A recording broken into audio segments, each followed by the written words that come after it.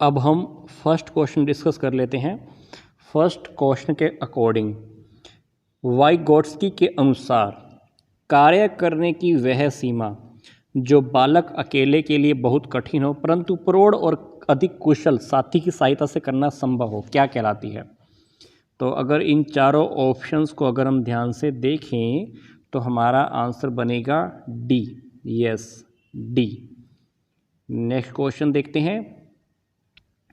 निम्नलिखित में से किस मनोवैज्ञानिक ने किशोर अवस्था को परिभाषित किया कि किशोर अवस्था वह काल है जिसमें बालक और बालिकाएं मानसिक, संवेगात्मक, सामाजिक और शारीरिक रूप से बाल्यावस्था से प्रौढ़ावस्था की ओर जाते हैं।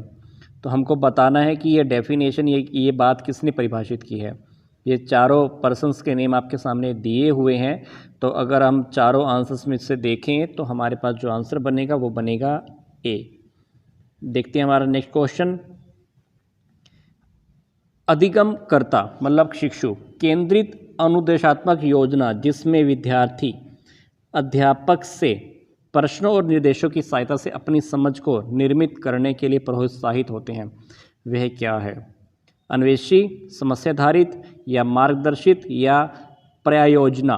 तो इन चारों ऑप्शंस में से देखें तो हमारा ऑप्शन जो करेक्ट बनेगा वो बनेगा हमारा बी। नेक्स्ट क्वेश्चन देखते हैं। पूर्व अधिगम द्वारा वर्तमान अधिगम को धनात्मक रूप से सुसाध्य बनाना। उदाहरण के तौर पर योग संक्रिया द्वारा गुणा संक्रिया को सहायता या सुसाध्य करना। तो इस प्रकार का अधिगम सदांतरण क्या कहलाता है। ऊर्ध्वाधर या अनुक्रमिक या पार्श्वीय या द्विपार्श्वीय। तो अगर हम इस क्वेश्चन का आंसर ध्यान से देखें तो हमारा बनेगा यह आंसर बी। नेक्स्ट क्वेश्चन देखते हैं। निम्नलिखित में से कौन सा कथन समावेशी शब्द को सर्वाधिक उपयुक्त रूप से परिभाषित करता है। ए, विशेष आवश्यकता वाले बालकों को विशिष्ट विद्यालयों में शिक्षा देना। बी, विशेष आवश्यकता वाले बालकों को विद्यालयों में विशिष्ट कक्षा में शिक्षा देना। या विशेष आवश्यकता वाले बालकों को सामान्य कक्षा में अधिकतम समय शिक्षा देना। या डी, विशेष आवश्यकता वाले बालकों को सामान्य कक्षा में पूरे समय शिक्षा देना। तो अगर हम इसका आंसर ध्यान से देखें तो बनेगा हमारा आंसर डी। चलते हैं हमारे नेक्स्ट क्वेश्चन की ओर, दैट इज 6th क्वेश्चन। प्रतिभाशाली बालकों के लिए निम्नलिखित में से कौन सा कार्यक्रम उपयुक्त नहीं है। विशिष्ट कक्षा। बी, उपचारात्मक शिक्षण। सी, त्वरण मतलब गतिवर्धन। डी, सामान्य कक्षा में संवर्धन मतलब जो बच्चे प्रतिभाशाली होते हैं उन बालकों के लिए इसमें से कौन सा कार्यक्रम, कौन सा प्रोग्राम अच्छा नहीं है, उपयुक्त नहीं है। तो अगर हम इस क्वेश्चन को देखें तो हमारा बनेगा बी। नेक्स्ट क्वेश्चन देखते हैं। Question number 7। प्याजे के अनुसार किशोरों की वास्तविक सांसारिक परिस्थितियों को देखे बिना शाब्दिक कथनों के तर्कों को मूल्यांकन करने की योग्यता क्या है। सध्यात्मक विचार या ट्रांजिटिव निष्कर्ष या संज्ञानात्मक मानचित्रण या विकेंद्रीयण। तो अगर हम इसको देखें तो हमारा बनेगा ये ए, यस ए। नेक्स्ट क्वेश्चन देखते हैं हमारा क्वेश्चन नंबर 8। पारुल के बुद्धि परीक्षण उसे औसत और औसत से अधिक बुद्धि को दर्शाते हैं, जबकि उसके पठन, वर्तनी, सामाजिक विज्ञान और विज्ञान की ग्रेड अधिक न्यून है मतलब कम है। उसके गणित के ग्रेड जो है काफ़ी ऊंचे हैं और लेखन कौशल भी पर्याप्त है। तो पारुल को मुख्यतः क्या है। तो इन चारों ऑप्शंस को देखें तो हमारा आंसर बनेगा डेफिनेटली सी, यस सी। चलते हैं हमारे नेक्स्ट क्वेश्चन की ओर, that is question number 9। Gardner के अनुसार दूसरों के मूड, स्वभाव, अभिप्रेरणा और इरादों को पहचानने और उपयुक्त अनुक्रिया करने की योग्यता क्या कहलाती है। भाषिक बुद्धि, दैहिक गतिबोधक बुद्धि, अंतर्वैयक्तिक बुद्धि या अंतरावैयक्तिक बुद्धि। तो अगर हम 9th क्वेश्चन की बात करें तो हमारा आंसर इसका भी सी ही बनने वाला है। चलते हैं हमारे नेक्स्ट क्वेश्चन की ओर, क्वेश्चन नंबर 10। विद्यालय का प्रजातांत्रिक संगठन अधिगम को प्रभावित करता है। अधिगम का यह कारक निम्नलिखित है, किससे संबंधित है। विधि विज्ञान पक्ष से, सामाजिक पक्ष से, कार्यिकी की पक्ष से या मनोवैज्ञानिक पक्ष से। तो अगर हम 10th क्वेश्चन की बात करें तो डेफिनेटली हमारा आंसर बनेगा बी। क्वेश्चन नंबर 11, जब विद्यार्थी अधिगम विषय वस्तु का अर्थ निकालकर उसे समझने के अधिगम उपागम का उपयोग करते हैं तो यह अधिगम शैली निम्नलिखित में से कौन सी है? ये व्यवहारिक शैली है, आवेगी शैली है, सत्य शैली है या गहन शैली है? तो 11th क्वेश्चन का हमारा आंसर बनेगा आंसर नंबर हमारा डी। चलते हैं हमारे नेक्स्ट क्वेश्चन की ओर। क्वेश्चन नंबर हमारा 12, सांस्कृतिक पूर्वाग्रह से बचाव के लिए निम्नलिखित में से कौन सी एक अच्छी आकलन योजना है? हमारे पास चारों ऑप्शन हैं, इन चारों ऑप्शंस को आप एक बारी ध्यान से देखिएगा। ऑप्शन नंबर ए, विभिन्न विधियों का उपयोग विद्यार्थियों के आकलन के लिए करना, ये एक अच्छे मानकीकृत परीक्षण का उपयोग करना, या मानव जातीय विभिन्नताओं को आनुवंशिकता के कारण मानना, या आकलन के उद्देश्य के लिए पोर्टफोलियो के उपयोग से हमारा बचना। तो अगर हम इन चारों ऑप्शंस को ध्यान से देखें तो हमारा आंसर बनेगा ए। क्या बनेगा? ए। नेक्स्ट क्वेश्चन देखते हैं। नेक्स्ट क्वेश्चन है हमारा, रोहन बाहुबली की नवीनतम चित्र तथा कथा पुस्तक पढ़ रहा है क्योंकि वह इस बात का इंतजार नहीं कर सकता कि बाहुबली और उसके परिवार के साथ क्या हुआ। यह सही उदाहरण है केवल आंतरिक अभिप्रेरणा का, केवल बाह्य अभिप्रेरणा का, या आंतरिक और बाह्य दोनों प्रकार की अभिप्रेरणा का, या न तो आंतरिक न ही बाह्य अभिप्रेरणा का। तो इस क्वेश्चन का अगर आंसर देखें तो हमारा आंसर डेफिनेटली बनेगा ए। नेक्स्ट क्वेश्चन देखते हैं हमारा, अधिगम की व्यवस्था जिसमें एक से अधिक साथी एक दूसरे को प्रेरित और प्रोत्साहित करते हैं क्या कहलाती है? दल शिक्षण, अभिक्रमित अनुदेशन, सहयोगी अधिगम या अन्वेषण अधिगम। तो अगर हम 40th क्वेश्चन की बात करें तो हमारा आंसर बनेगा सी। देखते हैं हमारे नेक्स्ट क्वेश्चन की ओर। क्वेश्चन नंबर 15, निम्नलिखित में से कौन सी योजना विद्यार्थियों के समस्या समाधान में सुधार करने के लिए उपयुक्त नहीं है? चारों ऑप्शंस को ध्यान से देखिएगा। तो क्या है? विद्यार्थियों की प्रक्रियात्मकता निरंतरता, या वास्तविक विषय समस्याओं के समाधान के लिए व्यापक अवसर देना, या बालकों के समस्या समाधान में माता पिता को सम्मिलित करना, या विद्यार्थियों की समस्या समाधान की प्रभावी और अप्रभावी योजनाओं को मॉनिटर करना। तो अगर हम इस क्वेश्चन को देखें तो हमारा आंसर डेफिनेटली बनेगा हमारा ए। नेक्स्ट क्वेश्चन देखते हैं। क्वेश्चन नंबर 16,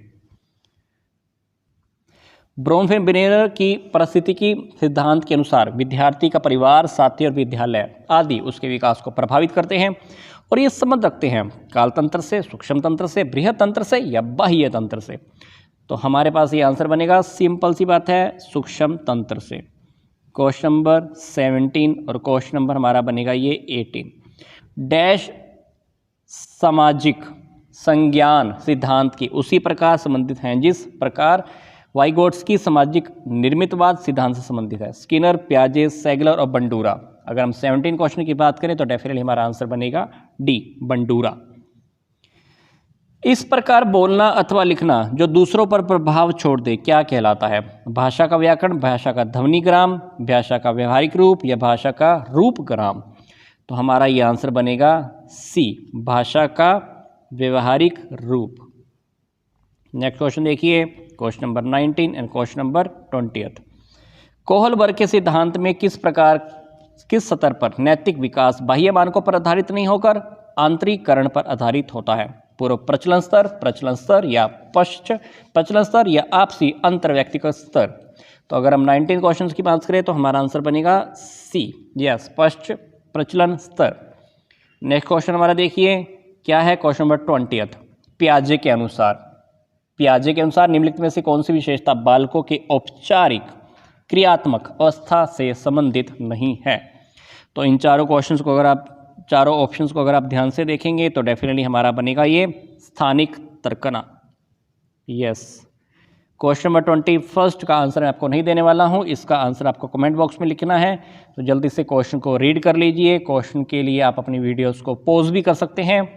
जल्दी से जो भी आंसर हो 21 क्वेश्चन का आंसर आपको अपने कमेंट बॉक्स में लिखना है, जल्दी से बताएं। चलते हैं हमारे 22 क्वेश्चन की ओर। वे बालक न्यून दृष्टि के माने जाते हैं जिनकी दृष्टि तीक्ष्णता होती है।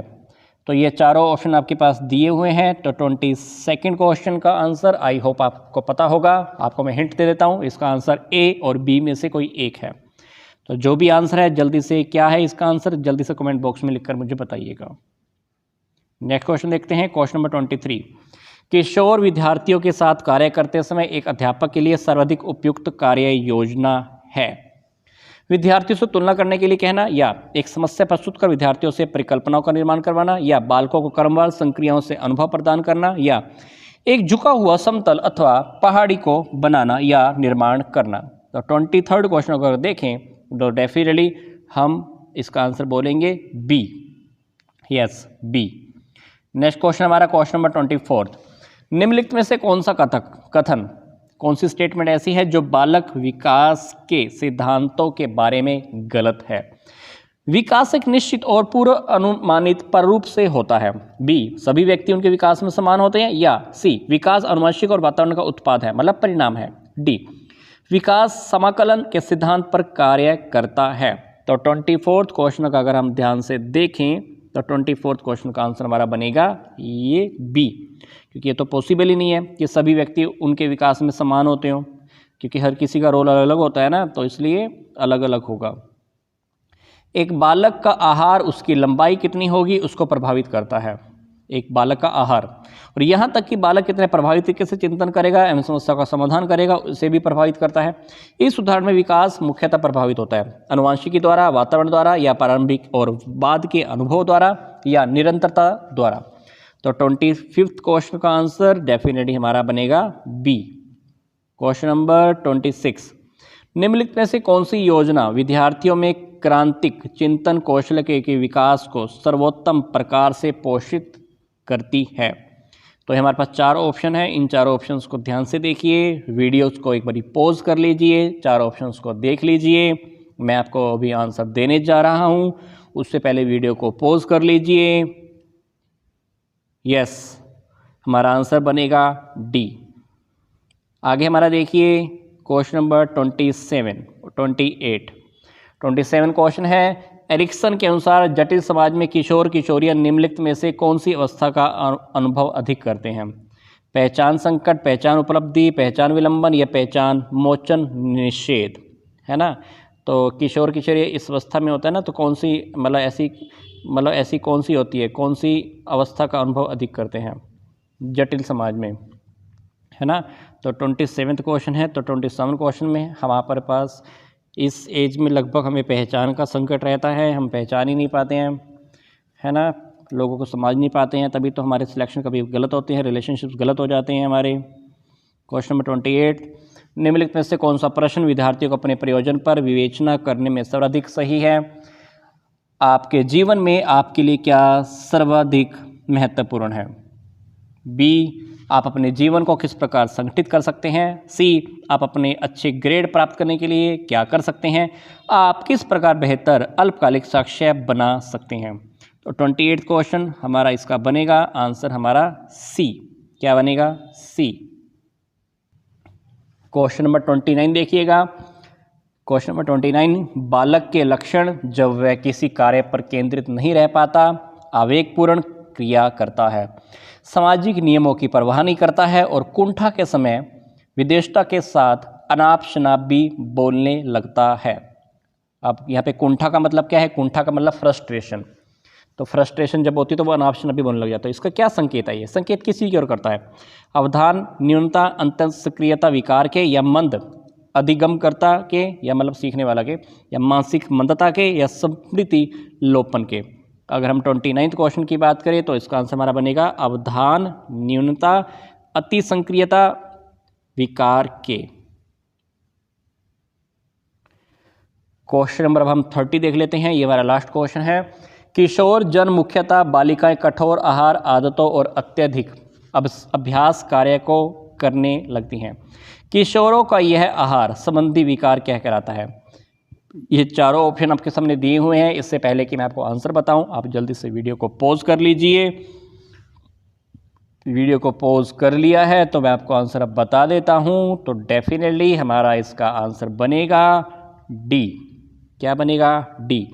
ब्लूमिया नर्वोसा, तो डेफिनेटली आई होप आप वीडियोस आगे ज़रूर शेयर करेंगे, चैनल को सब्सक्राइब भी कर देंगे, क्योंकि आप चैनल को सब्सक्राइब करते हैं, वीडियोस को शेयर करते हैं, तो ये हम लोगों को बहुत मोटिवेट करता है और हम आगे और इस तरह की वीडियोस बनाकर आपके सामने लाते रहते हैं। तो यहाँ तक की वीडियोस देखने के लिए